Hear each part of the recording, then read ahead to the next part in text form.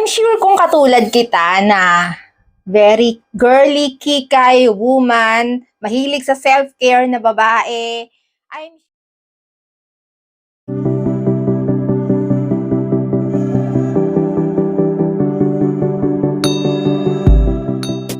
Hello loves! Welcome back to my channel, and if you're new here, this is Gandang Pilipinas sa Espanya, where we can talk about beauty, lifestyle, and my personal experiences here in Madrid.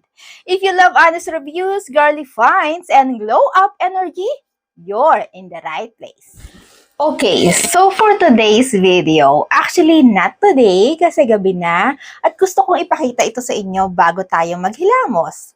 So, bago kayo mag-react, eto siya. Ayan.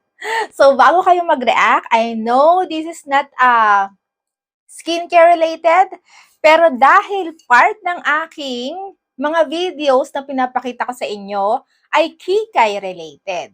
So, kung nakikita nyo siya, ang lakas maka-aesthetic ng botelya niya. Yung bottle niya, ang ganda. Tapos, yung pink dito sa top na to, ang ganda. Yung frosted bottle niya, ang ganda. Kaya naman, nung makita ko siya sa Alcampo, binili ko talaga siya. And another thing, kaklaruhin ko lang, hindi ako alcohol drinker ha. Kasi nakikita nyo naman sa aking skin, hindi ako alcohol drinker. Ang alcohol, kapag sobra, hindi maganda ang labas niyan sa skin mo. So, klaruhin natin, hindi ako alcohol drinker. Occasionally, yes. Yes, occasionally. Pero, gusto ko talaga yung mga ganitong pink. Kahit alak pa yan. Kasi nga sabi ko nga sa inyo sa intro ng aking video, girly finds is girly finds. So, for tonight, we're doing a very kikay but honest first impression sa alak na to.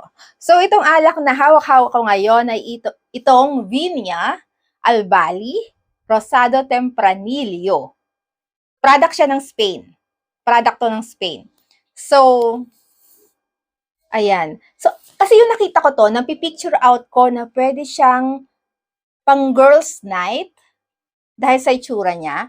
Kung gusto mo lang mag-relax, yung ayaw mo magpakalasing, pwede siya.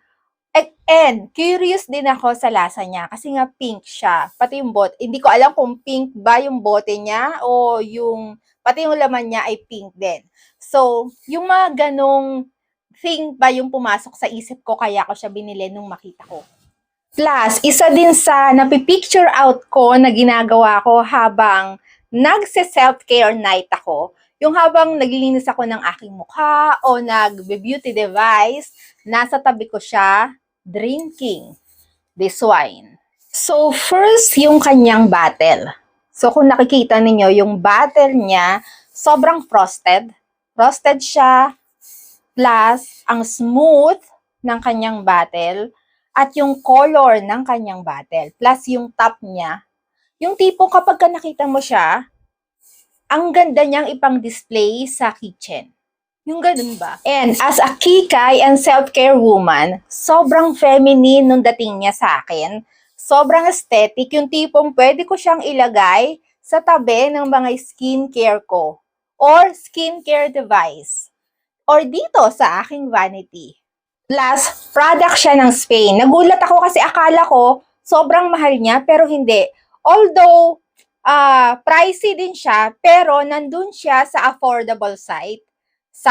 Affordable side, tuloy na sabi ko. Nandun siya sa affordable side. So, kayang-kayang bilhin ng mga babaeng tulad ko na kung gusto mo lang mag-self-care night habang umiinom nitong wine na to, ng pink wine, yes, pwedeng-pwede siya. Plus, gustong-gusto ko talaga mag-try ng mga local brands dito sa Spain at isa ito yon.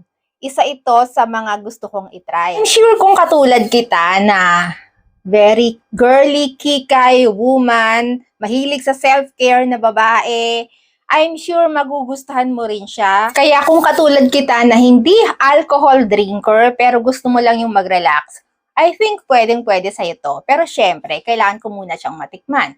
Kaya, buksan na natin siya. Color-wise, ang pretty niya. Very fresh-looking rose shade.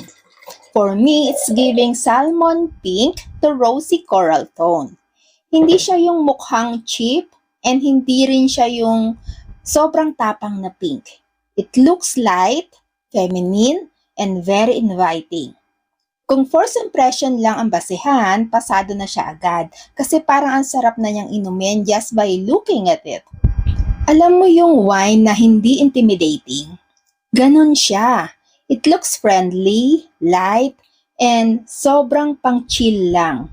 If mahilig ka sa aesthetic drinks, honestly, malaking factor talaga yung itsura. And this one, ang lakas ng dating niya sa akin. Ang social tingnan pero approachable. Pagdating naman sa scent niya, hindi siya masakit sa ilong. Hindi siya yung amoy na parang ang tapang agad. Mas light siya, medyo fruity, na medyo fresh. For me, I get a soft berry scent. Parang may hint of strawberry or red fruits. Hindi super strong, hindi overpower, and wala rin siyang amoy na sobrang alcoholic agad, which I appreciate. Especially kung hindi ka naman regular wine drinker. Now, pagdating naman sa kanyang lasa, first impression ko sa taste niya, light-bodied siya. Hindi siya mabigat sa mouth, hindi rin siya super dry. May konting sweetness, pero hindi naman yung parang juice levels lang. More like may fruity softness lang siya. Ang nalalasahan ko dito is parang red berries, like strawberry, maybe raspberry vibes. Tapos may fresh, slightly crisp finish. Hindi siya complicated inumin, which I actually like.